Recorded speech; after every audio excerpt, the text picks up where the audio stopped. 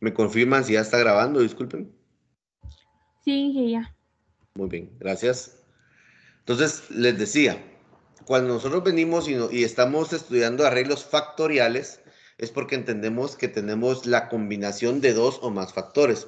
En experimentos simples se recuerdan que la parte de los tratamientos se enfoca en un solo tratamiento, un solo factor. Y los niveles de ese factor se convierten en tratamientos. En el caso de los arreglos factoriales, ya tenemos dos o más factores. Entonces, cada factor va a tener sus niveles y por lo tanto los tratamientos se convierten en las combinaciones de esos niveles. Pero para poder comprender qué es lo que queremos ver, hay que recordar qué es un factor. Y conceptualmente tenemos que un factor es cada una de las variables independientes cuyo efecto se está interesado en evaluar. Es decir, que es lo que yo voy a venir y voy a cambiar en mi experimento, todo lo demás debe de permanecer constante, ¿verdad? Es un principio que debemos de mantener. Y lo que necesitamos es precisamente evaluar todos esos factores. Por eso es que la combinación se convierte en tratamientos. Generalmente se denota con letras mayúsculas, A, B, hasta la Z o con las iniciales de los factores a probar. En realidad, ¿cómo lo vamos a denominar? Pues entre más sencillo lo hagamos para poder entender a qué combinaciones hacemos referencia es mucho mejor. Los factores pueden ser cuantitativos, cantidad de fertilizante, insecticida, una hormona, de tiempo, temperatura, concentración, etcétera, que ya lo hemos estado viendo. O pueden ser cualitativos, como variedades, métodos de aplicación, marca de productos, razas, procedencias. No importa, no hay ninguna regla que diga que no se puedan unir factores cualitativos con cuantitativos o que todos sean cualitativos o que todos sean cuantitativos. No, de cualquier forma podemos hacer las combinaciones. Pero para poder ver eso, tenemos que entender también qué es el nivel. Y recordemos que el factor es lo que nosotros vamos a probar, que queremos investigar, pero el nivel son las subdivisiones de ese factor. Entonces, un nivel de un factor es cada uno de los valores o modalidades que constituyen un factor. Si el factor es cuantitativo, los niveles están formados por las cantidades o dosis del mismo. Si el factor es cualitativo, los niveles lo constituyen las manifestaciones del mismo, los tratamientos dentro del factor. Se habla de tratamientos, pero en realidad serían tratamientos si fuera un experimento simple. Pero recordemos, en un experimento factorial, los tratamientos son la combinación de los niveles de cada factor. Entonces, acá tenemos que dentro del factor, nombres de variedades, diferentes métodos de aplicación, las diferentes marcas de productos, las diferentes razas, etcétera. Por lo general, se identifican con letras minúsculas para saber cuál es el nivel, ¿verdad? Por lo general. Pero miren, es muy importante que tengamos bien definido a qué le vamos a colocar o qué orden le vamos a dar a los factores. Porque dependiendo de ese orden, así es como nosotros vamos a ir trabajando lo demás. Características son aquellos en donde se evalúan simultáneamente dos o más factores y pueden considerarse dos tipos fundamentales de experimentos factoriales. Tenemos un experimento factorial completo, el cual ensaya todas las posibles combinaciones de tratamientos que se tienen, y tenemos factorial fraccionado, el cual ensaya solo algunas de las posibles combinaciones de tratamientos que pueden generarse. Solo que al tratarlo como una posible combinación de tratamientos, hay que tener cuidado porque entonces casi que lo estamos convirtiendo en un experimento simple, pero sí se puede utilizar como factorial. Eso lo vamos a ver ahorita que estructuremos cada uno de los puntos que vamos a estar viendo. Ahora bien, dentro de los factoriales completos pueden distinguirse los factoriales simétricos, en donde cada factor presenta igual número de niveles, pudiéndose representar mediante la notación P a la N, siendo P el número de niveles de los factores y N el número de factores. Ejemplo, 3 al cuadrado indica que tenemos dos factores con 3 niveles cada uno. O sea, ¿qué es lo que tenemos que elevar al cuadrado? Es el número de factores. Y tenemos los niveles, pero estamos hablando que los niveles son los mismos. ¿Sí? Y en total tendríamos 9 tratamientos. que serían las nueve combinaciones que nosotros podemos tener. Y los asimétricos en donde cada factor presenta desigual número de niveles, pudiendo representarse como P por Q, siendo P y Q los niveles del factor A y del factor B respectivamente. O sea que para poder ver cuál es la combinación, que de hecho da lo mismo que lo hagamos simétrico o asimétrico, para poder ver cuál es la combinación de los niveles y determinar el número de factores que yo tengo, basta con multiplicar los niveles del factor A con los niveles del factor B o con los niveles del factor C, según sea el caso. Y así armamos nosotros y conocemos cuál es nuestra cantidad de tratamientos. Y en experimentos asimétricos trifactoriales, el número de combinaciones es A por B por C, donde cada literal representa el número de niveles de cada factor, que era lo que les estaba diciendo. Conocer las combinaciones de los niveles que son los que se convierten en los tratamientos. Por ejemplo, experimento bifactorial que consiste en evaluar 3 niveles de nitrógeno, nivel 1, nivel 2, nivel 3, en 2 variedades de plantas, variedad 1 y variedad 2. La variable respuesta es crecimiento en centímetros. Y los datos supuestos de los cuadros presentados son promedio de las combinaciones. Pero bueno, ahora, antes de entrar a ver el tema de lo que es la interacción e independencia entre factores, que es algo muy importante que debemos de dejar claro antes de entrar de lleno a este tema, díganme ustedes cuántos tratamientos se pueden obtener de la combinación de los niveles de cada factor que se quiere evaluar. Serían 9. ¿Seguro?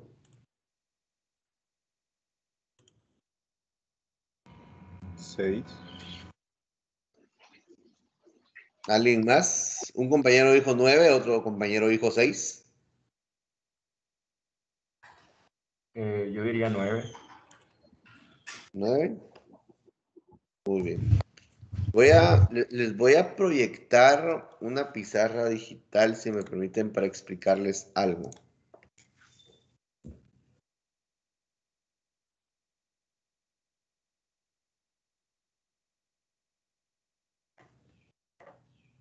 Porque sí me interesa que les quede bien claro esta parte.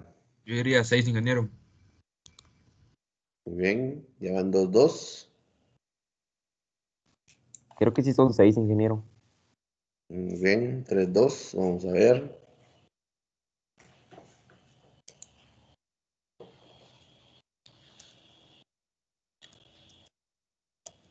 Ahorita les explico esa parte.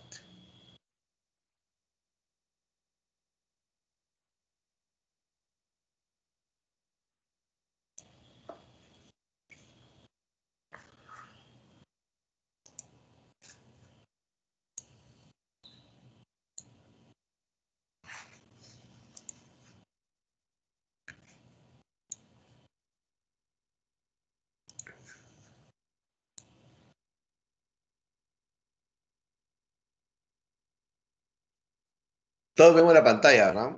La pizarra digital. Sí, Inge. Muy bien. Miren, pues. Ingeniero, ¿Sí? si no recuerdo mal, la base era el nivel de los tratamientos elevado a la cantidad de tratamiento. No, perdón. La base sería los niveles de los factores elevado a la cantidad de los factores. Así es. ¿Así era, no? Así es. Entonces, creo que serían 8 tratamientos. No, recordate que eso es con simétricos. Ah, ya. Cuando Sí. son simétricos puedes hacer eso, pero cuando son asimétricos, no. Cuando son asimétricos es diferente. Multiplicas la cantidad de los niveles de un factor por la cantidad de los niveles de otro factor. Ah, ya. Cuando son Gracias, ingeniero. simétricos, que quiere decir que tenga el mismo número de niveles, ahí sí puedes hacerlo como vos lo decís. El valor, digamos, la base va a ser el número de niveles y lo elevas al número de factores. Ah, ok. Pero Gracias, ingeniero. tienes que comprender que sea simétrico o asimétrico. ¿Sí? Ya. Gracias. Entonces, eso es lo que quiero explicarles ahorita.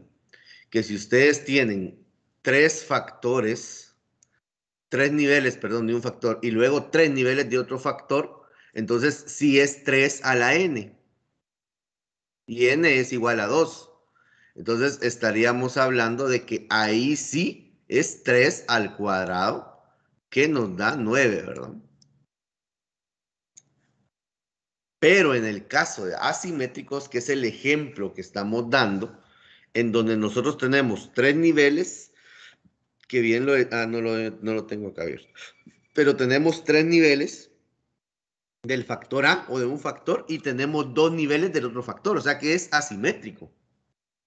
Por lo tanto, si es asimétrico, nosotros tendríamos que multiplicar 3 por 2. ¿Sí? Y eso nos da 6 tratamientos o combinaciones.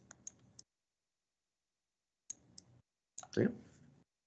Ahora bien, ¿por qué se hace eso? Porque recordemos, tenemos, me recuerdo que solo voy a venir y voy a buscar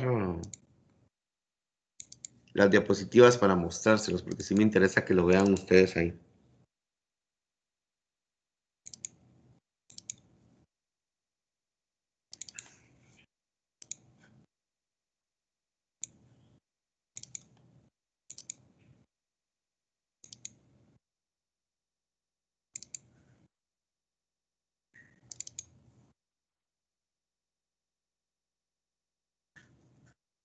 Lo que voy a hacer es que les voy a compartir la pantalla completa para que vean cómo es que lo vamos a trabajar.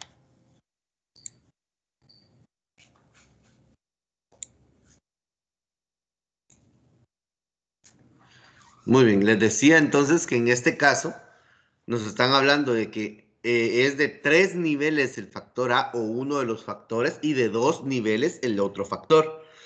Es asimétrico. Por lo tanto, entonces lo que yo tengo que hacer es venir y encontrar las combinaciones de esos niveles. ¿Cómo lo encuentro? Fácil, multiplicando la cantidad de niveles del factor A por la cantidad de niveles del factor B o del otro factor, el factor 2, digamos.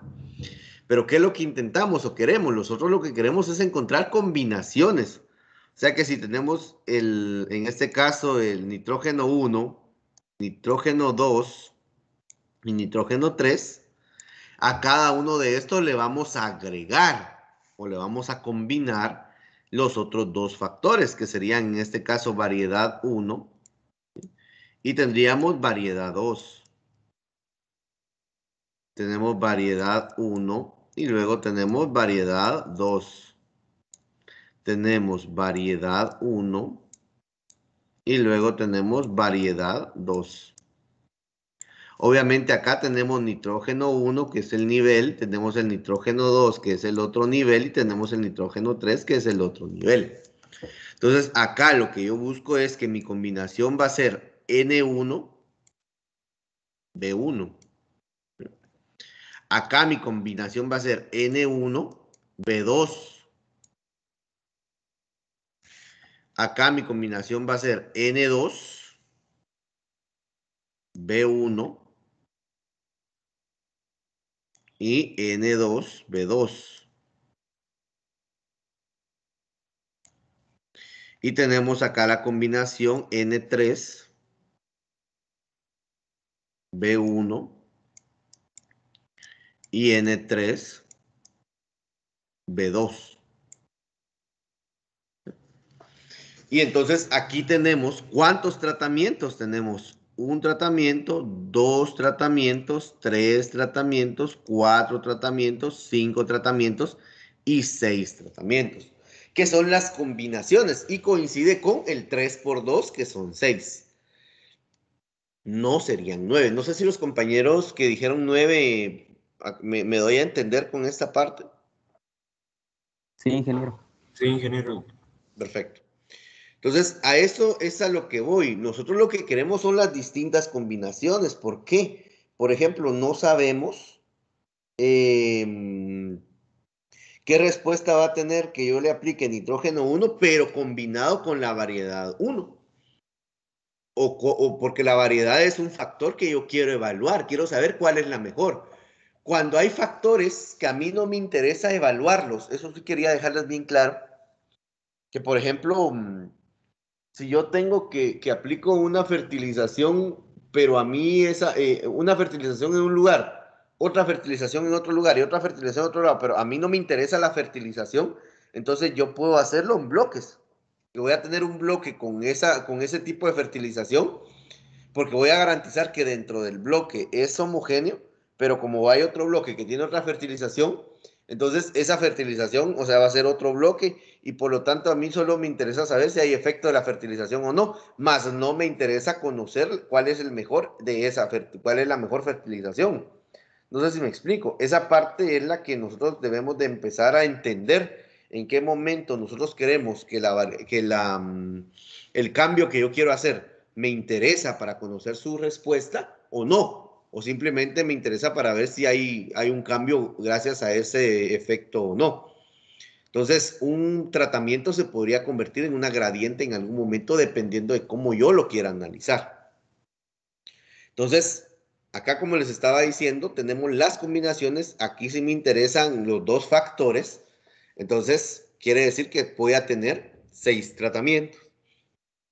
¿Alguna duda con esa parte? Porque sí me interesa que quede bien claro. Esto es la base para lo que vamos a ver. Inge, yo tengo una pregunta. Por ejemplo, ahí en ese ejercicio no nos da mayor información cuántos niveles de cada factor son. ¿Perdón? ¿Qué ejercicio? Es que yo tenía duda, digamos, este que estamos haciendo ahorita, el que tiene presentado, porque usted había dicho que eran 3 niveles para el factor A, digamos, y 2 para el otro factor, pero ¿cómo miro eso, la cantidad de niveles? ¿Cómo miras cuál es la cantidad de niveles? ¿Sí? No entiendo tu pregunta porque te puedo contestar sencillo. ¿Cuántos niveles miras en los niveles de nitrógeno? 3, ¿Y cuántas variedades? 2. Ahí está. Tal vez por eso es que no estoy entendiendo tu pregunta porque sí está expresado ahí. Es más, te lo está diciendo, el experimento bifactorial que consiste en evaluar 3 niveles de nitrógeno. ¿Cuáles son esos 3 niveles? Nivel 1, 100, nivel 2, 150, nivel 3, 200. Y 2 variedades de plantas, variedad 1, variedad 2. Ya si tú te refieres, por ejemplo, a, no sé, la variedad San Agustín, no sé, X, o la variedad cualquier nombre, eso ya depende de la investigación que estés trabajando. Pero la cantidad de niveles sí está expresado ahí, que eso cada investigador es el que se encarga de verificar cuáles son los niveles que va a utilizar. ¿Me explico? No Sí, sé. ya es que, como usted dijo que se combinaba, entonces por eso, pero ya, gracias. Ok, sí, se combinan. Lo que pasa que obviamente eso no te lo va a decir el contexto de esto, eso lo tienes que armar tú, que fue lo que hicimos acá. Por eso les mostré la pantalla digital, la pizarra digital, perdón, porque ahí ya está las combinaciones de esos niveles que tú pues tienes como investigador. ¿Sí? ¿Me explico? Sí, Inge, gracias. Muy bien. Ingeniero, ¿Sí? en caso entonces, si tuviéramos una variedad extra, digamos 3 variedades, ahí sí usaríamos el 3 elevado a la 2 o al cuadrado. ¿En cuál, perdón? En ese mismo ejemplo, en caso que tuviéramos 3 variedades. Ah, ok, sí. Lo que pasa es que recordate que 3 al cuadrado es lo mismo a decir 3 por 3. O 3 al cubo es lo mismo a decir 3 por 3 por 3. O sea, al final, pues a la larga sigue siendo lo mismo, multiplicar los niveles de cada factor. Te saldría lo mismo. ¿Me explico? Sí, ingeniero. Gracias. Pero puedes hacer la notación de 3 a la n, que sería 3 por 2, por ejemplo. 3 elevado a la 2, perdón, y eso ya te da 9 tratamientos. Definitivamente, claro, si fuera asimétrico, pero como es asimétrico en este caso, entonces multiplicas los niveles de cada factor y eso te dan las combinaciones que se convierten en tratamientos. Ahora bien, miren, fíjense que al hacer estas combinaciones, en realidad Nosotros no sabemos por qué es diferente N1B1 y N1B2 si a los dos les estoy aplicando N1.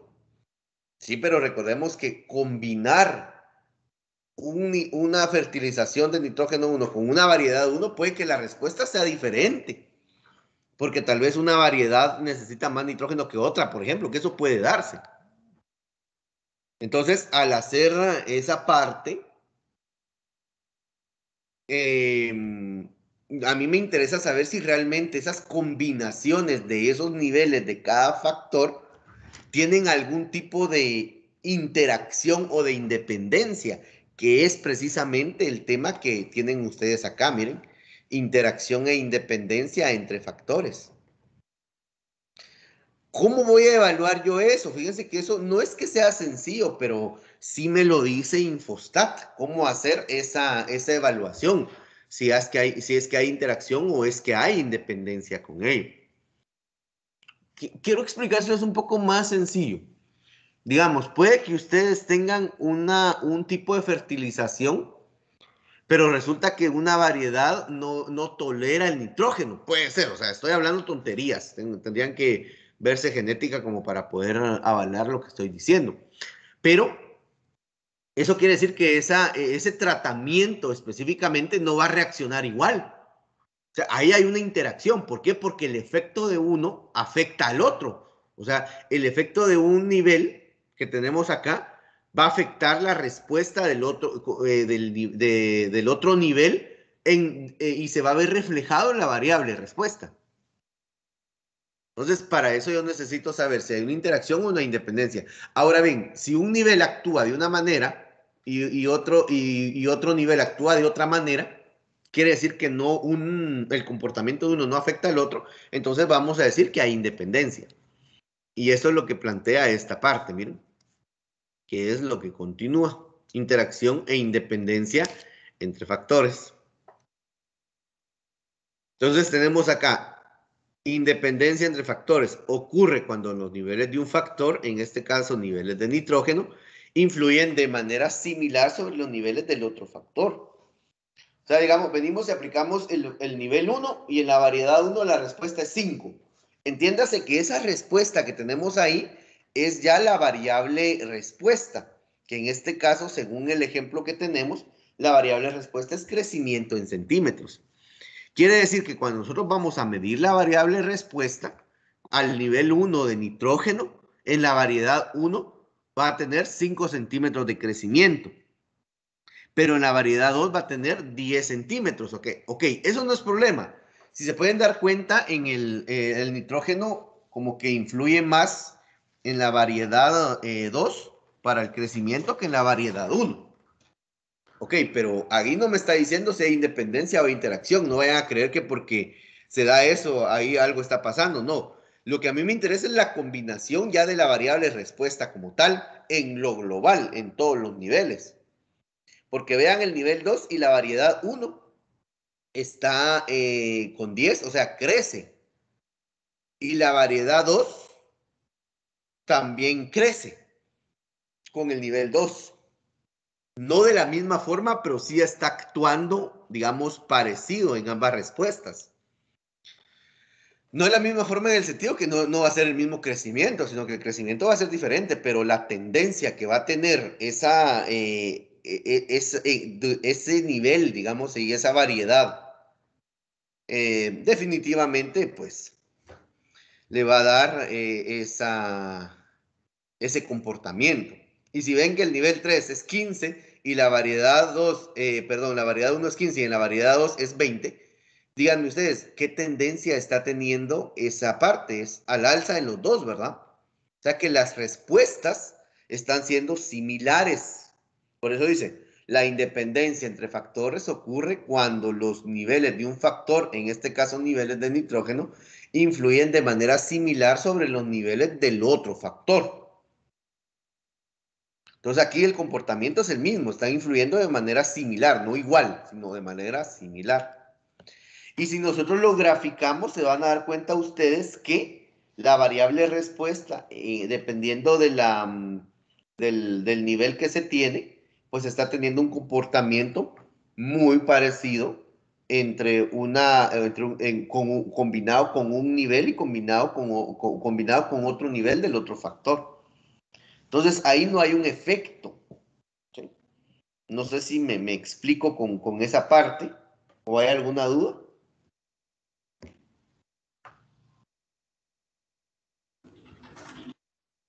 Muy bien. Entonces, ahora bien, ¿cómo esperaría yo ver el comportamiento de la interacción? La interacción entre factores ocurre cuando los niveles de un factor, en este caso niveles de nitrógeno, influyen de manera diferente sobre los niveles del otro factor. Si ustedes se pueden dar cuenta, acá tenemos que en nivel 1, la variedad 1 tiene 15, en la variedad 2, 10, no hay problema. Pero ¿qué pasa ya con el nivel 2? Que la variedad 1, 10, pero la variedad 2, 15. Y con el nivel 3 tenemos que la variedad 1, 5 y la variedad 2, 20. ¿Alguien me puede decir cuál es la diferencia que se está denotando ahí para poder decir que hay una interacción? Ingeniero, que por cada nivel, digamos, una variedad o un factor va disminuyendo y la otra variedad va aumentando. Exactamente.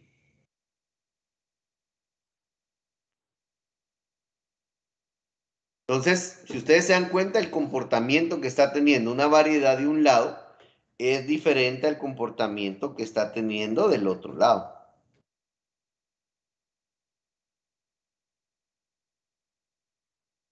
Entonces, ahí quiere decir que la combinación de un nivel y una variedad están teniendo respuestas distintas, no van en la misma línea. Entonces, se está dando un comportamiento diferente en un nivel que en el otro nivel. Y a eso nosotros le llamamos interacción. O sea, la independencia es que el efecto de uno no influye en el otro. Por eso vamos a verificar dentro del análisis que vamos a hacer si se va a realizar una interacción o se va a realizar una independencia.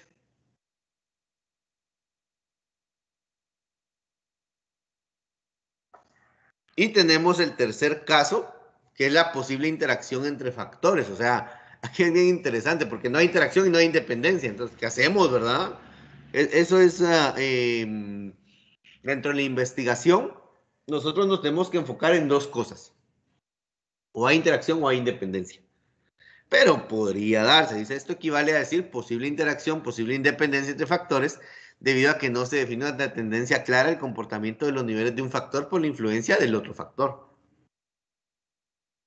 Entonces ahí tenemos que viene el nivel 1, sería 5, perdón, en la variedad 1, con el nivel 2, 15, con el nivel 3, 16, nivel 1, variedad 2, 12, nivel 2, variedad 2, 18, y nivel 3, variedad 2, 25. Entonces ahí, si se pueden dar cuenta, tenemos que el comportamiento como que no está bien definido, ¿verdad?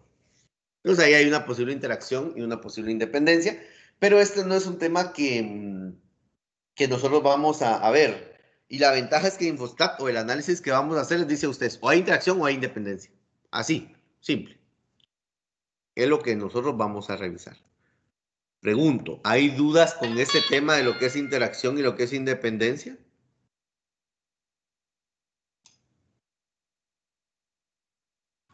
No, ingeniero. Muy bien.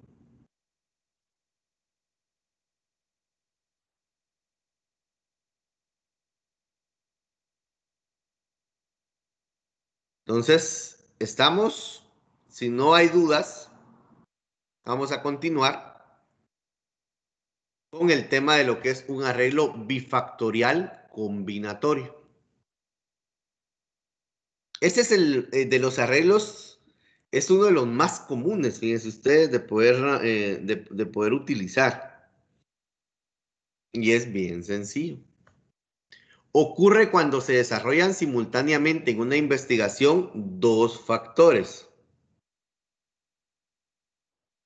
Y este es el modelo estadístico, miren. Si ustedes se pueden dar cuenta ahí,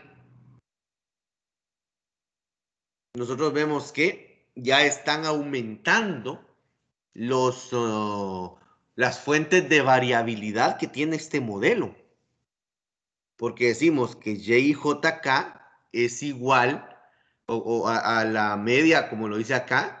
La variable respuesta YJK está en función de la media general, del efecto del iésimo nivel del factor A, del efecto del jésimo nivel del factor B, de la interacción entre el iésimo nivel del factor A con el jésimo nivel del factor B, del efecto del késimo bloque o repetición y del error experimental asociado a la IJKésima unidad experimental. Bajo los supuestos de... ¿Sí? No, es que le iba a decir que había dejado presentar, pero ya está. Perdón, sí están viendo la diapositiva, ¿no? Sí, ahora ya hay. Sí, ingeniero. ¿Se fue en algún momento o no? No, tal vez fue el internet de la compañía. Ah, ok. Bueno, pero sí lo están viendo ahorita. Entonces dice, bajo los supuestos del modelo del muestreo ideal, eso es lo mismo que tenemos, ¿verdad?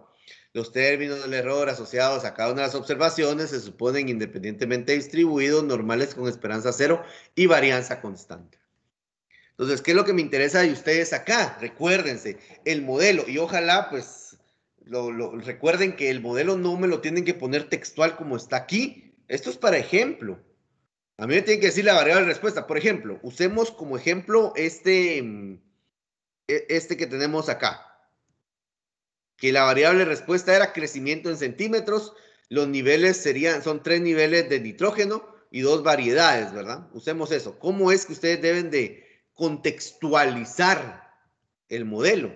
Pues, o sea, sería el crecimiento en centímetros está en función de la media general del efecto de los 3 niveles de nitrógeno, del efecto de los dos niveles o de las dos variedades, si no le quieren poner nivel, podríamos decir efecto de los 3 niveles de nitrógeno, del efecto de las dos variedades, de la interacción entre los 3 niveles de nitrógeno con las dos variedades, del efecto si es que fuera bloques al azar. Entonces decimos del efecto de los 4 bloques o 3 bloques que son los que tengamos o repeticiones y del error experimental asociado a hablemos de que en este caso tendríamos que ver cuántas repeticiones X, le voy a poner X o IJKésima unidad experimental. Y tengo que poner el total de unidades experimentales, que ahorita no lo sé porque tendría que saber cuáles son sus repeticiones y todo, ¿verdad? Bajo los supuestos del modelo del muestreo ideal, los términos de error asociados a cada una de las observaciones se suponen independientemente distribuidos, normales con esperanza cero y varianza constante. ¿A qué quiero ir con esto? De que el modelo no tiene sentido si ustedes no lo contextualizan, o sea, si ustedes no le ponen los componentes de la investigación que ustedes están haciendo. ¿Por qué? Porque cuando ustedes arman el modelo, repito, del modelo se desprende qué diseño van a utilizar ustedes. ¿Sí? Eso sí, tienen que dejarlo bien claro. Si alguien me pone la variable respuesta, no, porque no me interesa. ¿Cuál es la variable respuesta? Ustedes tienen que saber cuál es la variable respuesta. ¿Sí? ¿Alguna duda con esta parte? Muy bien. Ahora vamos a tener un proceso de aleatorización precisamente para este tipo de arreglo. ¿Sí? Ojo, algo que quiero recalcarles bastante para que tengan bien claro. Los arreglos, todos los arreglos se pueden utilizar con todos los diseños. ¿Sí? ¿Por qué? Es que un diseño experimental es los diseños básicos que vimos. Completamente al azar, bloques al azar y cuadrado latino. ¿Sí? Esos son los diseños experimentales. Ahora bien, cuando a uno les pide diseño en un arreglo factorial, ese diseño incluye el arreglo o el tipo de arreglo. Entonces, ¿qué quiere decir eso? Que podemos tener un arreglo bifactorial combinatorio en completamente al azar, un arreglo bifactorial combinatorio en bloques al azar y un arreglo bifactorial combinatorio en cuadrado latino. Ahora díganme ustedes, si este arreglo que tengo acá, o este modelo, perdón, le corresponde al diseño, el diseño, donde incluye el arreglo que les estaba diciendo, arreglo bifactorial combinatorio en bloques al azar. ¿Cómo sería un modelo para un arreglo bifactorial combinatorio en completamente al azar? A ver si alguien ya entendió la lógica de cómo se van generando los modelos. Si no han entendido eso, preocúpense. Pues creo de que en el modelo estadístico ya no tiene que mencionar lo que son los bloques, porque estamos hablando Exactamente. de completamente cero. Exactamente. ¿Sí? ¿Y qué pasaría si estamos hablando de un arreglo bifactorial combinatorio en cuadrado latino? Tendríamos que mencionar lo que son las filas, o sea, el efecto de las filas y las columnas. Exactamente. Y ahí ya tienen ustedes su modelo. Pero ojo, ¿verdad? Contextualizado. ¿De acuerdo? Qué bueno que lo haya respondido. Muy bien, entonces, este es solo un ejemplo, pero pueden ser, como les estaba diciendo, 3 formas de modelos estadísticos que me van a indicar que puedo tener los 3 arreglos que se combinan, ¿no? Arreglo bifactorial combinatorio con bloques o bien completamente al azar o bien cuadrado latino. Muy bien. Entonces, acá tenemos el proceso de la utilización bajo el diseño de bloques al azar. Algo bien interesante es que yo acá les voy a explicar de una forma, digamos, con bloques, pero después tienen ustedes que hacer los ejemplos con cuadrado latino o tienen que hacer ustedes el ejemplo con completamente al azar. Si no, no tiene sentido. Algo que les quiero recalcar es que ustedes sí deben de, como ENCAS, deben de venir y buscar más información aparte de la que uno les da. Y a mí, pues si quieren que debatamos algún tema, yo estoy más que abierto para poder platicarles y compartir mis conocimientos. No quiere decir que yo lo tengo todo. Si alguien lee algo diferente, lo podemos discutir y eso pues, podría ser más o menos una clase. Bueno, si es que les interesa, para los que no están dormidos ahorita recibiendo la clase, ¿verdad? Muy bien, entonces tenemos como ejemplo el factor A y tenemos el factor B. Recordemos que TA1 no es más que una forma de poder identificar un nivel. TB1, pues es una forma de identificar a otro nivel. ¿Qué número de combinaciones vamos a tener?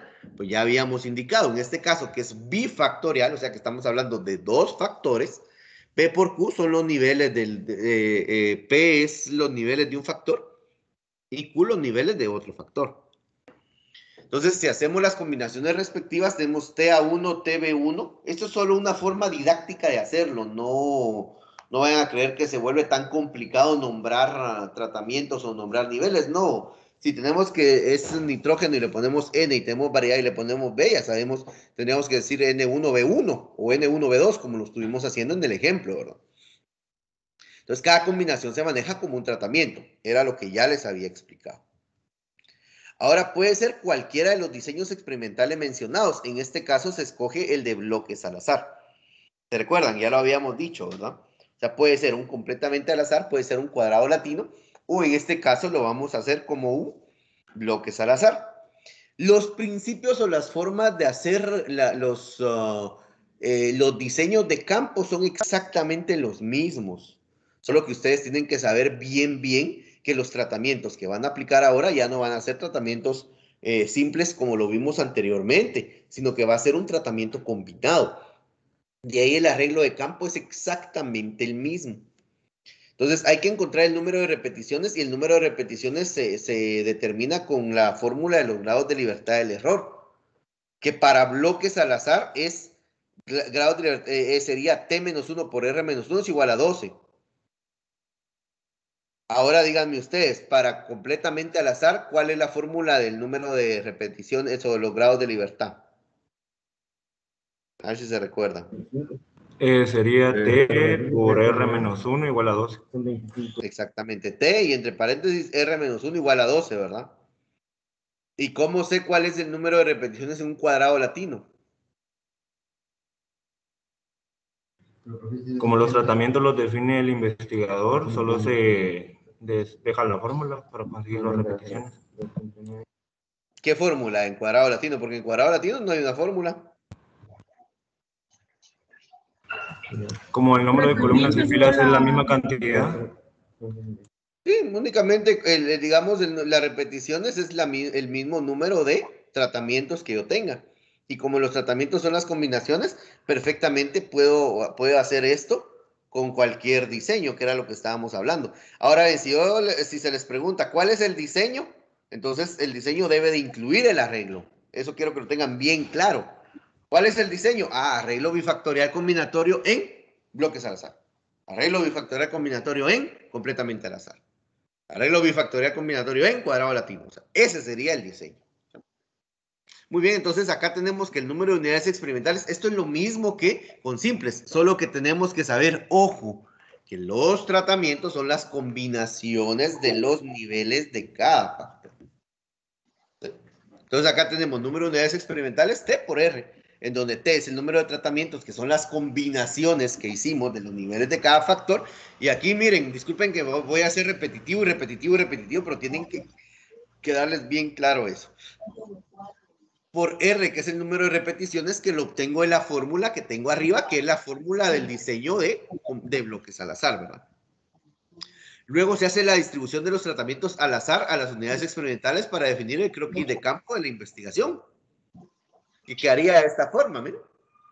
Tengo mi repetición 1, repetición 2, repetición 3 y repetición N. Y en cada repetición lo que tengo que hacer es colocar de forma aleatoria las combinaciones que son los tratamientos. No sé si pueden apagar su audio. Disculpen, tengo un audio de fondo y no... Ahí estamos. Gracias. No, sigue sonando el audio. No sé quién es. Gracias. Entonces les decía, dentro de cada bloque que yo tengo acá, cada bloque, según el principio de bloques al azar, ¿qué tengo que hacer con los tratamientos dentro de cada bloque? ¿Alguien recuerda? Que esos no se repitan. Cada tratamiento no se tiene que repetir. La aleatorización, el principio es que esos bloques no se repitan. Perdón, que esos tratamientos no se repitan dentro del bloque y esa sería la aleatorización. ¿Sí? Entonces, le repito, la forma en cómo se aleatoriza es exactamente la misma. El principio de los diseños que ya vimos, tanto de bloques al azar, de completamente al azar, como de cuadrado latino. Es lo mismo lo que tenemos que hacer. La diferencia es que los tratamientos ya no son simples, sino que, como les estaba diciendo, son las combinaciones. Eso sí quiero que lo tengan bien claro. Muy bien. Entonces acá tendríamos bloque 1, bloque 2, bloque 3, que cada bloque es una repetición, ¿se recuerdan de eso? Como se le puede decir bloque, se le puede decir repetición.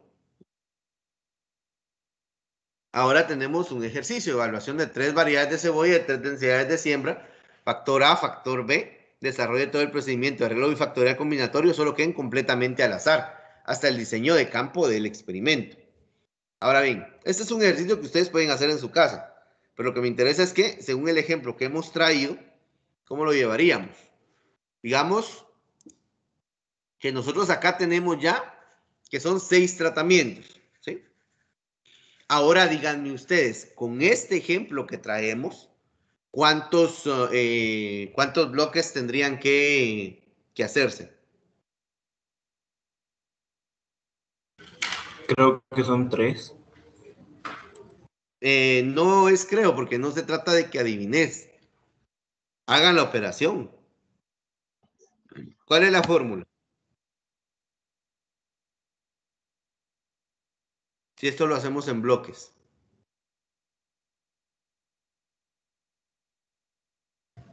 Sí, es 3. ¿Es 3? Completamente al azar. No. Hagámoslo en bloques al azar.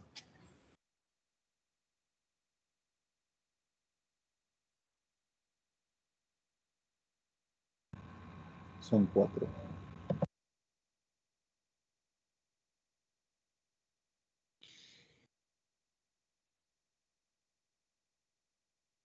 ¿Cómo queda? Sí lo están haciendo, ¿verdad, jóvenes? Sí, son 4. Son 4. Recordemos cuál es la fórmula.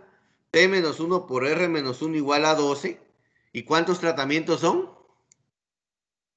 6, ¿verdad? Son 6 tratamientos. Vaya, 6 menos 1 por R menos 1 es igual a 12.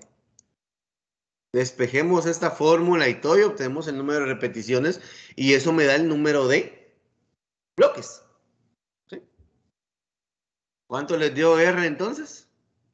Da 3.4, pero se aproxima a 4. Muy bien, así es, 3.4, que es aproximadamente igual a 4.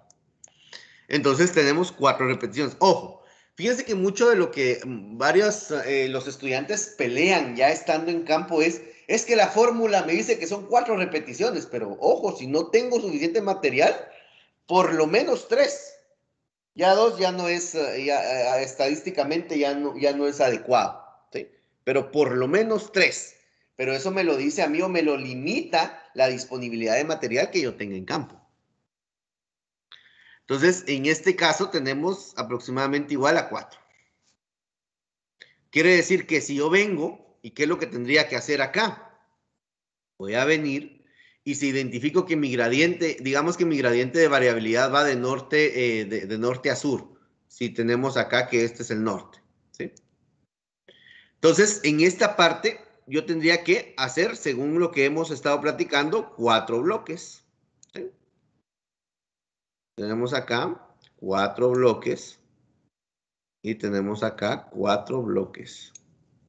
Y acá 4 bloques. Muy bien. Ahora, ¿qué tengo que hacer? Porque me salieron 4 repeticiones. Distribuir estos, que serían mis tratamientos, dentro de este bloque. Entonces, estos bloques, ¿en cuánto tendría que dividir cada bloque? En 6. En 6. ¿Sí?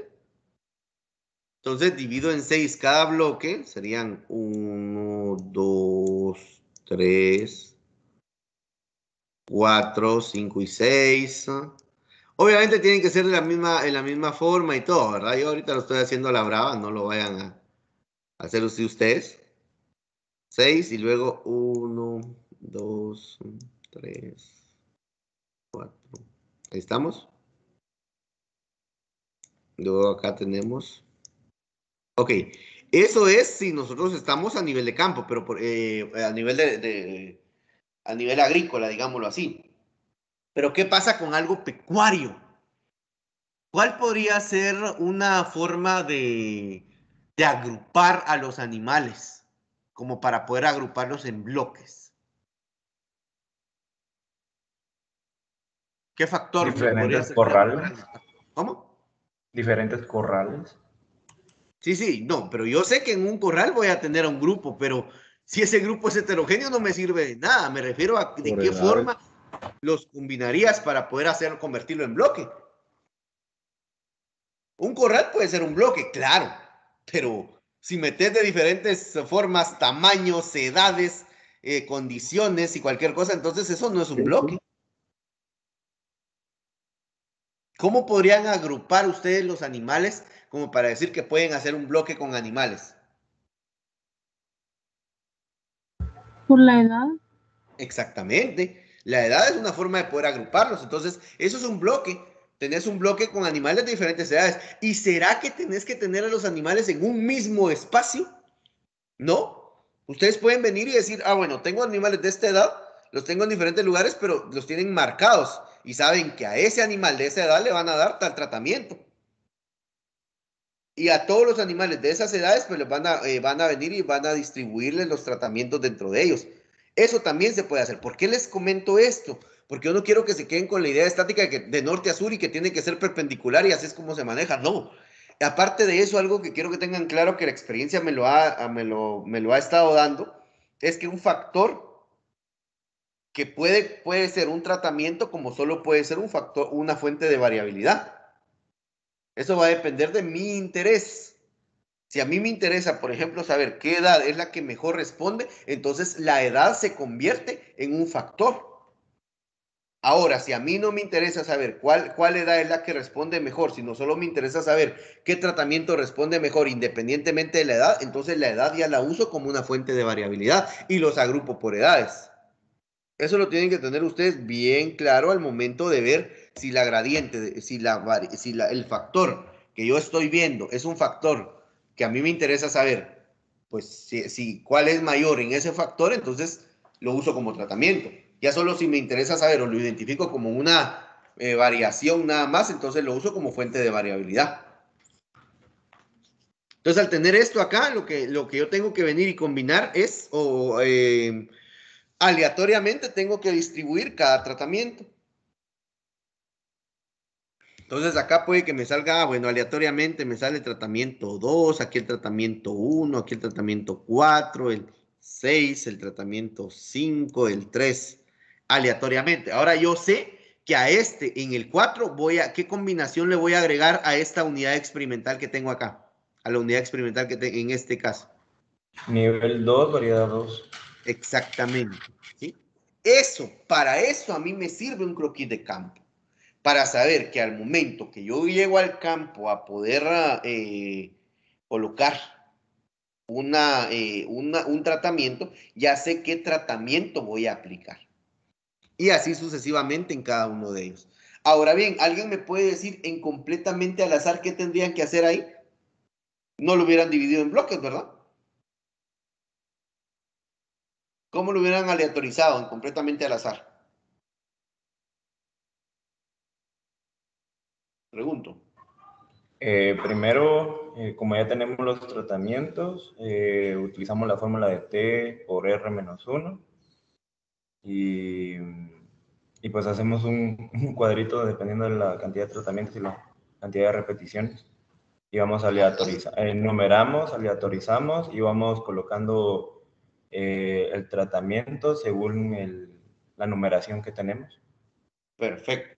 Y ahí no interesa si quedan juntas dos tratamientos, dos repeticiones, perdón, ¿verdad? Sí. Perfecto. Muy bien, excelente. Entonces, eso es lo que les va a tocar hacer ustedes con este ejercicio que se les dejó acá. Pero eso lo hacen ustedes en su casa y después, si tienen dudas, me las plantean. Es este ejercicio. Ahora, de una vez entremos de lleno a lo que es el análisis de varianza de un arreglo bifactorial combinatorio. Primero tengo que hacer un planteamiento de hipótesis. Miren ustedes ahora cómo es que se hacen las hipótesis. ¿Por qué? Porque ahora tenemos 3 hipótesis nulas y 3 hipótesis alternativas. Si se dan cuenta, se hace una hipótesis para un factor, se hace una hipótesis nula para otro factor y se hace una hipótesis para la interacción. Entonces tenemos ahora que I para todo A, para todo I, todos los niveles del factor A son iguales. Recordemos que ustedes tienen que contextualizar. Si me ponen todos los niveles del factor A son iguales, se las voy a poner mala, de una vez les digo. Porque tengo que saber qué nivel es y tengo que saber qué factor es. Entonces, para las hipótesis tengo que poner todos los niveles de nitrógeno son iguales. Y para el nivel B, todas las variedades son iguales. ¿Sí? O sea, tienen que contextualizar eso. Y en el otro dice, no existe interacción entre los niveles de nitrógeno con las variedades. Esa es la hipótesis nula. Miren, no existe interacción. Entonces, yo tengo que tener 3 valores de referencia para poder, y bueno, pero eso va a depender porque eso se lo voy a explicar ahorita. Cómo es que uno tiene que venir y tomar decisiones a qué se le va a hacer el análisis o cómo va a hacer uno el análisis. Pero bueno, tenemos la hipótesis alternativa. Ahí no es igual a A para al menos un I. Quiere decir que al menos un nivel del factor A es diferente. Y el factor A, como puede ser fertilización, puede ser variedad, puede ser distanciamiento, puede ser plan profiláctico, puede ser, no sé, o sea, X, ¿de acuerdo? Pero al menos uno es diferente. Y el factor B, al menos uno es diferente. Y en la hipótesis alternativa quiere decir que hay interacción entre los niveles del factor A con respecto a los niveles del factor B. ¿Qué quiere decir esto de la interacción? Que ya se los había explicado. Pero lo que a mí me dice esa interacción es que, por ejemplo, yo no puedo recomendar un tratamiento de forma individual si existe una interacción. No sé si me explico. O sea, un tratamiento, ¿por qué? Porque uno está afectando el comportamiento del otro. O sea, que si un tratamiento existe interacción, quiere decir que uno no lo pueden recomendar independiente porque uno está ayudando a la respuesta del otro. O ¿sí? O sea, ambos, perdón, se combinan para dar una misma respuesta cuando hay una interacción. Cuando no hay interacción, que es la hipótesis nula que tenemos acá, que no existe interacción, quiere decir que ustedes pueden recomendar un factor, un nivel de un factor con cualquier otro nivel de otro factor, porque no, la combinación no les, aunque se combinen uno, no está afectando el comportamiento del otro, ¿sí? Entonces, tenemos este planteamiento de hipótesis. Recuerden, son 3 hipótesis nulas y por lo tanto son 3 hipótesis alternativas. ¿Qué quiere decir esto? Dice, para un ANDEVA del arreglo bifactorial combinatorio, los datos deben ordenarse de la siguiente manera. Miren ustedes, tenemos el origen, que es un nivel de un factor, que en este caso, ¿qué tipo de variable es? ¿Cualitativa o cuantitativa? El factor A. Cualitativo. Cualitativo. ¿Ah? Y el factor B es cualitativo o cuantitativo. Cuantitativo. Cuantitativo. Muy bien, ahí ya vemos que, y tenemos la variable respuesta que es rendimiento. Entonces, origen, dosis y rendimiento.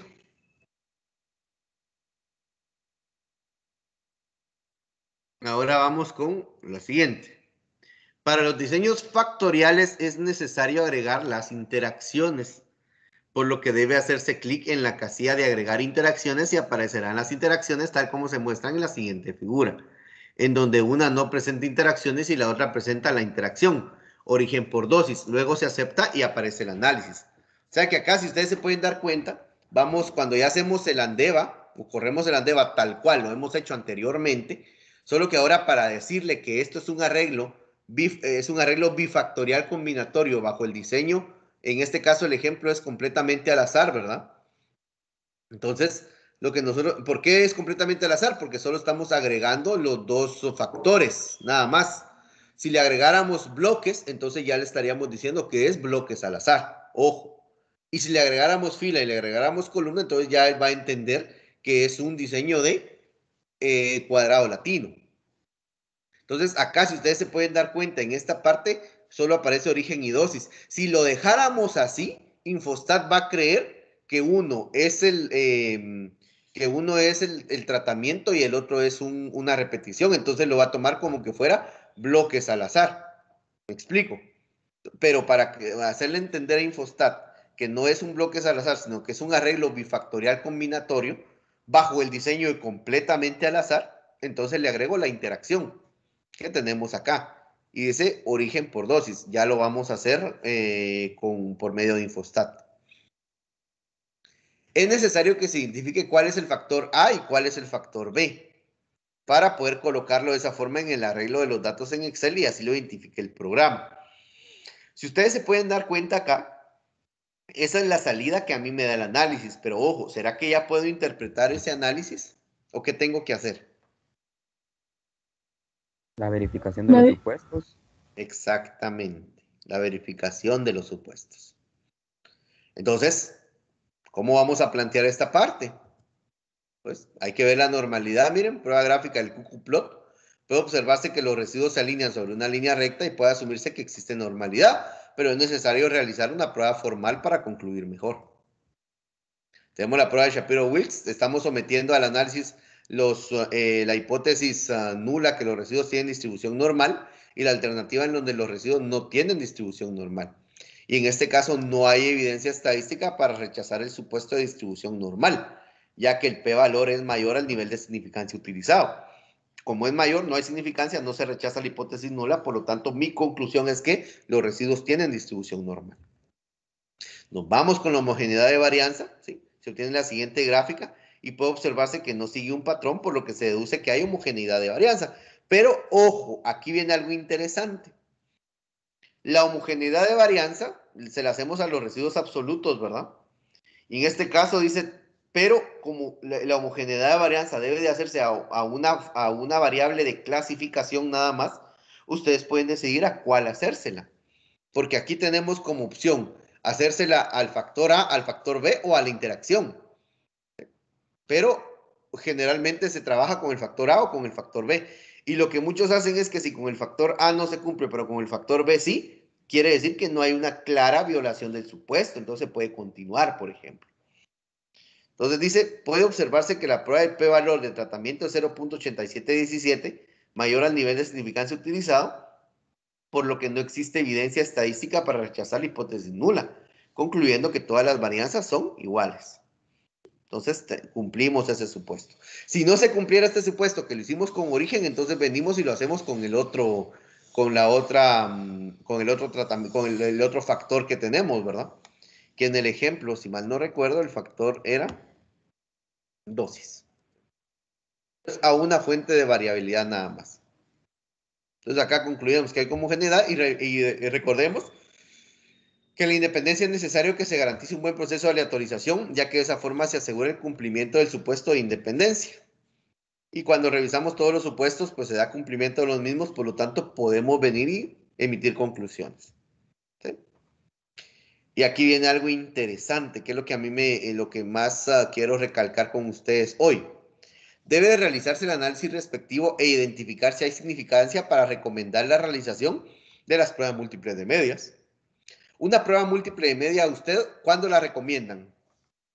¿Alguien se recuerda? Cuando existe significancia entre los tratamientos. Exactamente, cuando los tratamientos, cuando no son iguales los tratamientos, que es lo mismo a decir cuando existe significancia entre los tratamientos, ¿sí? Porque por lo menos un tratamiento es diferente. Entiendas ese tratamiento dosis, entiendas el tratamiento de la combinación de no sé qué. Y ese es el mismo análisis que ustedes tienen que hacer acá. Pero ojo, ¿cómo es que se visualiza ese análisis?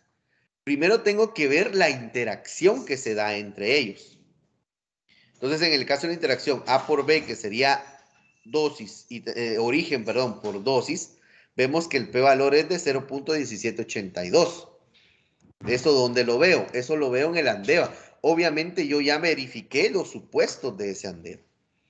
Entonces, acá lo primero que tengo que ver, y eso es recomendación cuando ustedes hagan análisis, lo primero que tienen que ver es la interacción que yo tengo acá marcada, que es 0.1782. ¿Me pueden concluir ustedes qué me dice esa interacción con ese p-valor?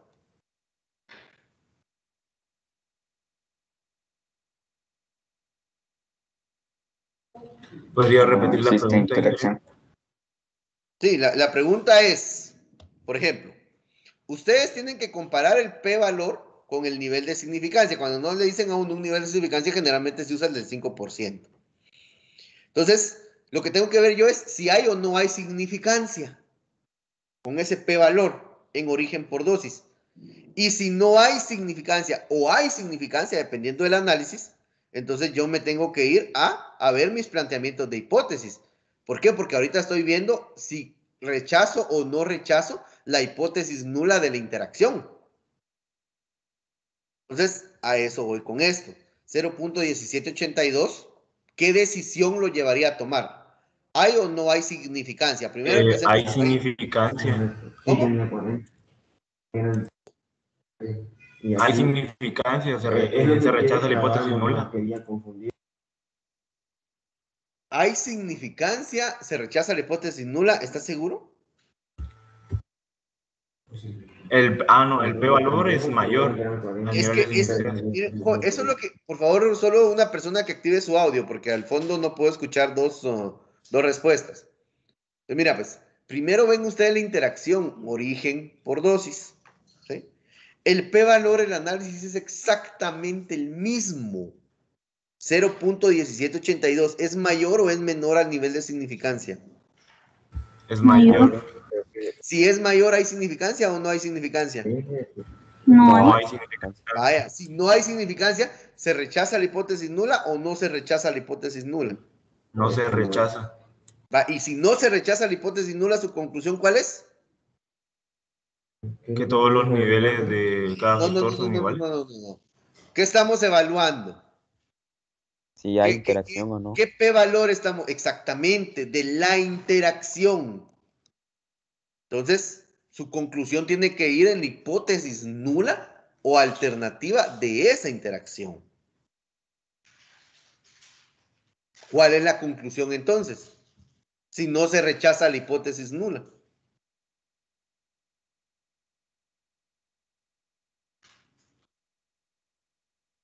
Que no existe interacción entre el factor. Exactamente. ¿Sí? Que no existe interacción. Ahora bien, ¿entre qué? Porque recuérdense que tienen que contextualizar sus hipótesis en función de lo que estamos analizando. Perdón. Entonces, ¿cuál sería la conclusión formal?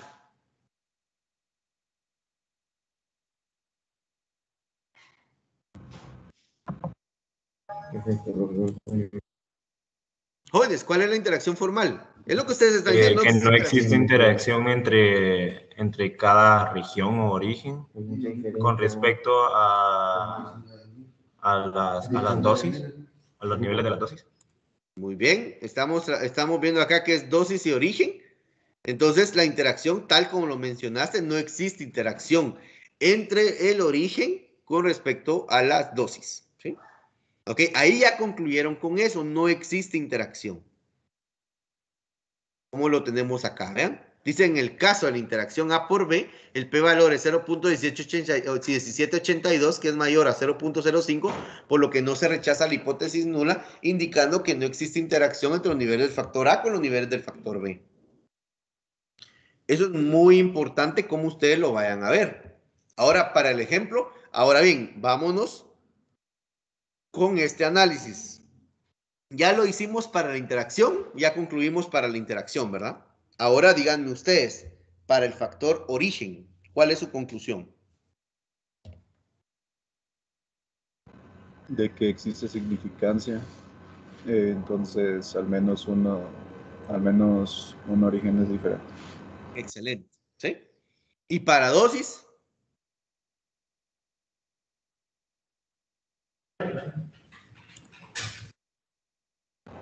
No existe significancia, entonces todas las dosis son iguales.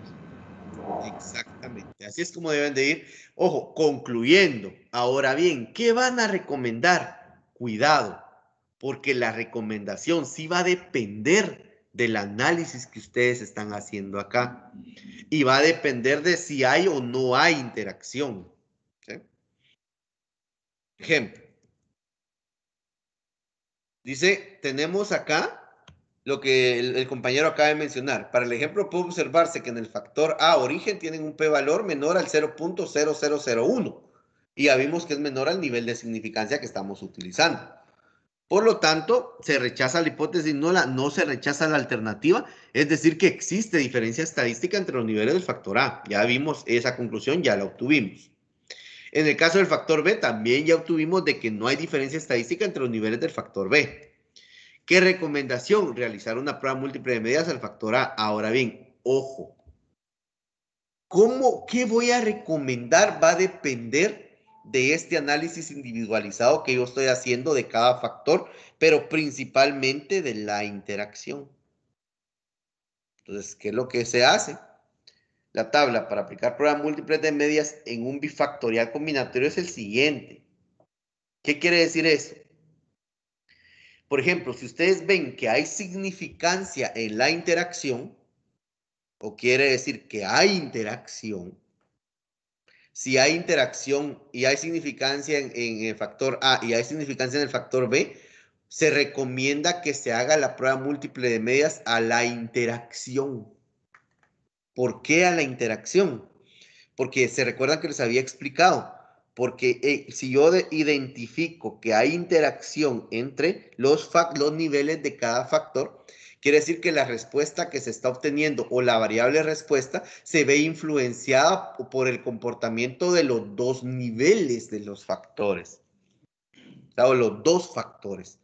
Quiere decir que yo no lo puedo recomendar de forma individual. Por eso es que cuando ustedes se encuentran el caso 1, que hay significancia en todo, recomiendan que se le haga la prueba múltiple de medias a la interacción. Y ojo, algo bien sencillo, miren, como con el que ustedes, esta tabla no se la tienen que memorizar, ustedes tienen que encontrar la forma en cómo recordarla. ¿Y cómo se hace? Pues obviamente tenemos acá que si ustedes ven, o bueno, no se los quiero decir yo, ¿alguien identifica una forma más resumida de poder decir cómo aplicar la prueba de medias? Vamos a jugar con su relacionamiento espacial, a ver si logran encontrar la forma en cómo interpretar este cuadro sin tener que memorizarse el cuadro? Tal vez de que, porque, o sea, en el primer caso, los tres hay significancia. En el segundo Ajá. caso, digamos, sería eh, significancia, no significancia, significancia. El Ujú. siguiente sería no hay significancia y el resto sí hay. El siguiente caso sería lo contrario. El siguiente caso sería que hay significancia y dos no significancia. Y el último sería como el caso 2 pero al contrario. Sí, digamos, está bien ese tu análisis porque lo estás haciendo en función de todo el cuadro, pero algo más resumido, digamos, ¿cómo recomendás qué prueba de medias aplicar? Una clave para saber a qué aplicarle prueba de medias. Esa es la pregunta concreta, como para que no se memorice en la tabla. Eso se puede visualizar, ustedes lo ven ahí. Alguien ahorita ya sabe que, bueno, al pasar esto, entonces solo le aplico a esto. No sé si me explico. ¿Nadie ha visualizado eso, jóvenes? No puede ser.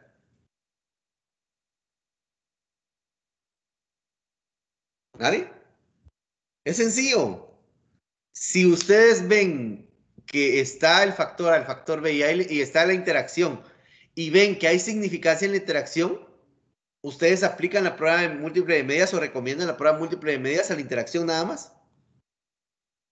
¿Sí lo visualizan? Sí, Eso es lo que yo quería que alguien me respondiera. No importa qué pase con los otros factores, si hay interacción se le aplica la prueba múltiple de medias a la interacción. ¿Por qué? Porque no puedo recomendar de forma independiente cada factor, tengo que recomendarlos juntos, porque hay una interacción. Ahora bajo ese chivo que les acabo de dar para los primeros tres casos, para los otros casos, ¿alguien me podría decir cómo lo visualizan?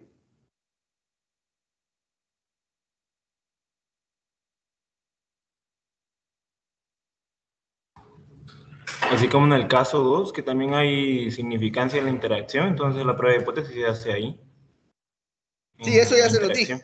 dije. Para los tres en el primeros caso, casos ya se los dije. Cuando hay interacción, se le aplica la interacción, independientemente de cuál es el comportamiento de los demás. ¿Sí? Entonces, digamos, en el caso 4 como se está diciendo de que en cada factor hay significancia, entonces la prueba de hipótesis se hace en cada factor. ¿Por qué en cada factor? Porque hay significancia, ¿no? Ajá, y porque no hay una interacción entre ambos. Exactamente. ¿Y en el caso 5? ¿Y en el 6? Sería solo a ese factor. Solo hay ¿Solo a qué interacción en factor? uno de los dos. ¿Solo a qué factor? A la Al compañera que factor que sí mencionó hay eso. significancia. Exactamente. Al factor que tenga significancia. Entonces es fácil, este cuadro se resume sencillo. Si ustedes evalúan y ven que hay significancia en la interacción, entonces se recomienda una prueba múltiple de medias a la interacción. Ya si ustedes evalúan que no hay interacción, le hacen una prueba múltiple de medias a los factores que tengan significancia. ¿Por qué? Porque ahí con la significancia estoy diciendo que por lo menos un factor es diferente y me interesa saber qué factor es qué nivel, perdón, es el mejor o qué niveles son los mejores. Entonces aquí, como en el caso 4, yo tengo que recomendar qué niveles son mejores del factor A y qué niveles son los mejores del factor B. ¿Qué nivel o niveles? En el caso en el caso 5, por ejemplo, que tenemos ahí, como no hay interacción, se recomienda, y ojo, esto lo tenemos que ser bien claro, hacer una prueba múltiple de medias al factor A. ¿Por qué? Porque ese factor A se puede combinar con cualquier nivel del factor B, porque como los factores de los niveles del factor B son iguales, o lo mismo en el caso del caso 6, perdón, que nosotros vamos a encontrar cuál es la prueba múltiple de medias, cuál es el nivel o los mejores niveles del factor B y lo puedo combinar con cualquier nivel del factor A porque no hay significancia. Me explico, jóvenes, con este cuadro, porque esto sí es bien importante al momento en el que ustedes ya tomen o consideren cuál va a ser la recomendación que van a realizar. ¿Estamos claros? ¿No hay dudas? Muy bien. Entonces, bajo esa premisa, según el análisis que tenemos acá de lo que vimos, díganme ustedes qué recomendarían.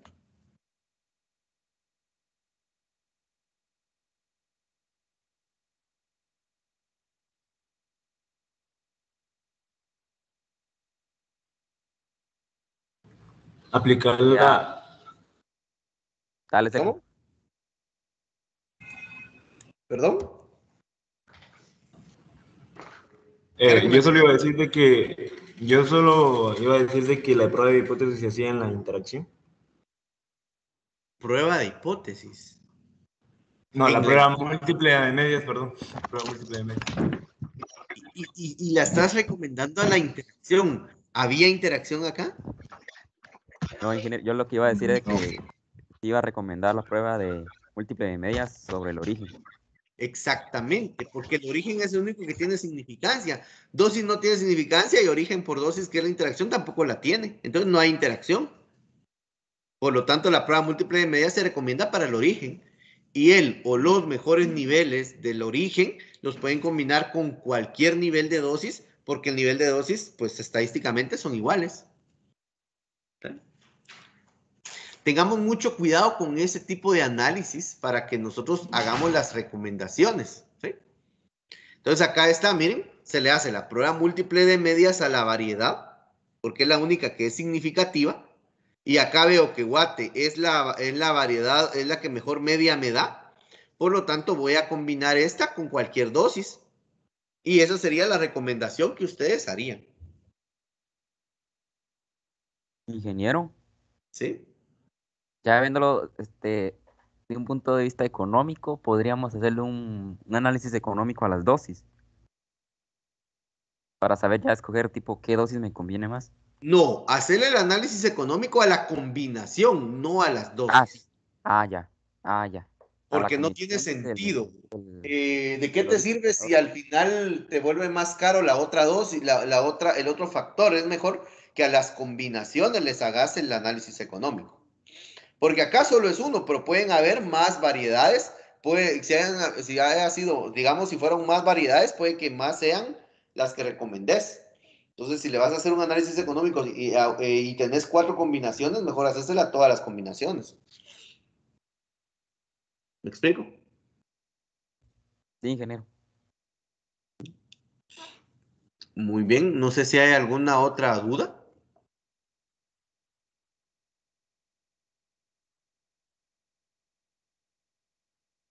Muy bien. Vamos a, yo creo que sí nos da tiempo de hacerlo en Infostat. Vámonos a Infostat.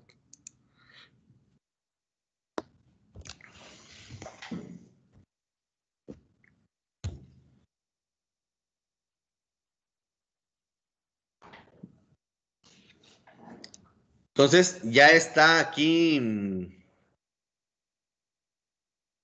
pues ya lo voy a venir y voy a traerme los datos para copiarlos. Entonces le doy copiar. Recuérdense que los estoy pegando acá en Excel. ¿Por qué? Porque solo en Excel me va a permitir usarlos.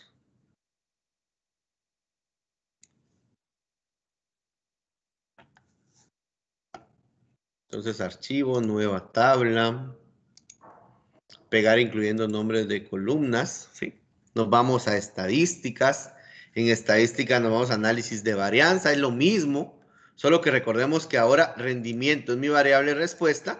Origen y dosis son mis dos factores que los coloco como variables de clasificación y le doy a aceptar. Algo muy importante que se había recalcado acá es esto. Miren, agregar interacciones. Si yo no le agrego las interacciones, no me va a interpretar que mi diseño es arreglo bifactorial combinatorio en completamente al azar, que es como lo estamos haciendo. Si fuera bloques al azar, le tengo que agregar bloques, pero ojo, si aquí aparece bloques y le agrego interacciones, me van a aparecer interacciones con bloque, porque Infostat no me está diciendo que bloque no sea un factor, me lo tomaría como otro factor. Entonces tengo que quitar esas interacciones. Pero bueno, acá guardamos residuos predichos y residuos absolutos y le doy a aceptar. ¿Sí? Aquí tengo ya el ANDEVA, miren, pero recordemos que como tenemos que venir y de verificar los supuestos, nos vamos a los gráficos, tenemos el cucuplot. En este cucuplot, pues obviamente se lo hago a los residuos del rendimiento, le doy a aceptar, y ahí vemos que se alinean los puntos sobre una línea recta de 45 grados.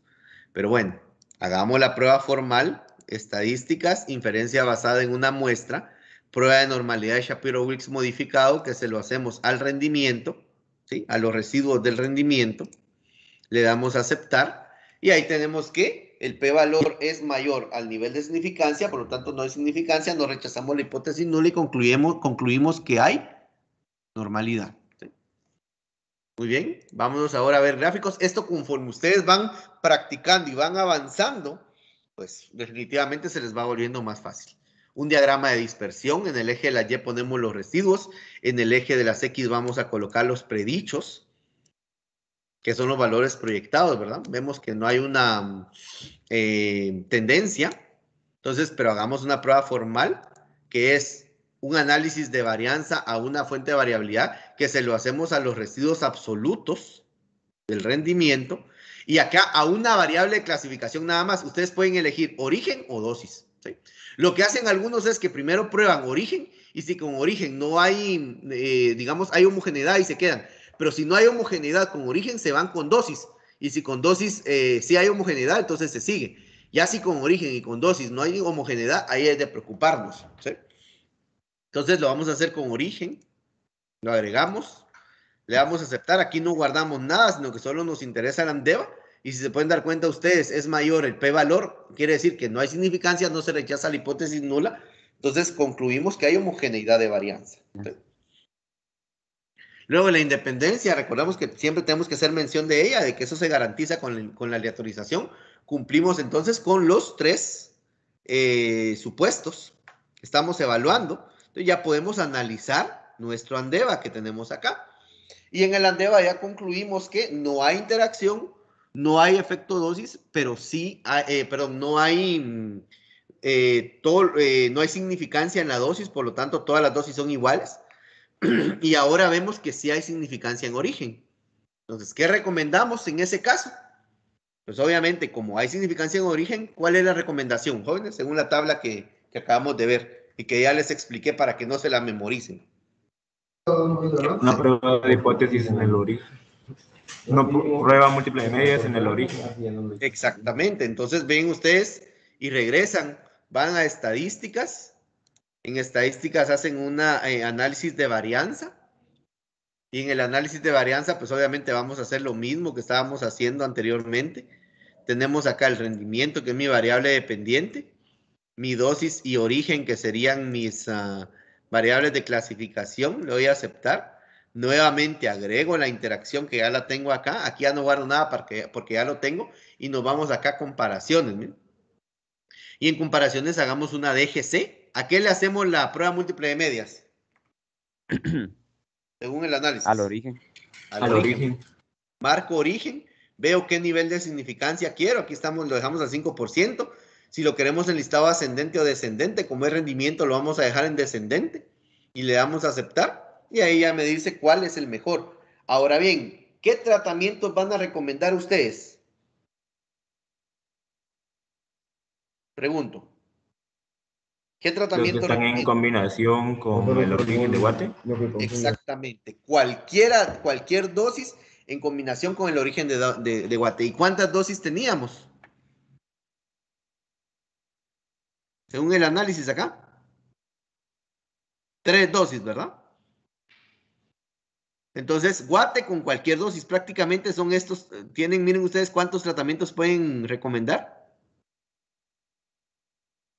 12 tratamientos. Acá era lo que le decía al compañero, que acá sí pueden hacer ustedes un análisis económico para poder ver cuál es el mejor. Y el más barato, ¿no? O el que mejor rendimiento me da. Económico. ¿Dudas, jóvenes?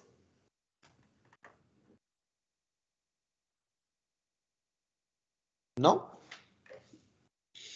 Muy bien. eso sería todo entonces por el día de hoy. Nos vemos el siguiente día de clases. Y por favor hagan los ejercicios. Si no estoy mal, acá creo. Bueno, pero de este tema es para después. El examen parcial, les repito, viene hasta lo que vimos la semana pasada. Perdón, en la clase pasada. Si no hay dudas, jóvenes, esto ahí les subo esto a clase. Y eso sería todo por el día de hoy. Pasen buen día. Voy a detener la grabación. Gracias, Inge. Feliz día.